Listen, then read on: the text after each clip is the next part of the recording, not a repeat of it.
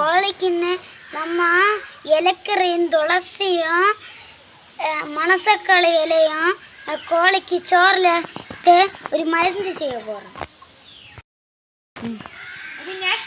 அது எப்படி இங்கே பாருங்க.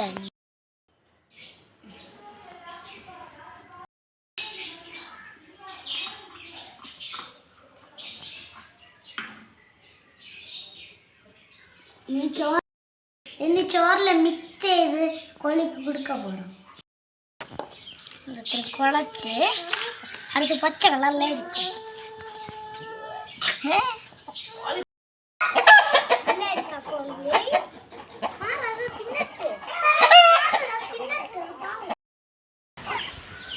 அங்குதான் நான் அங்கே தட்டி கொடுத்தேன்.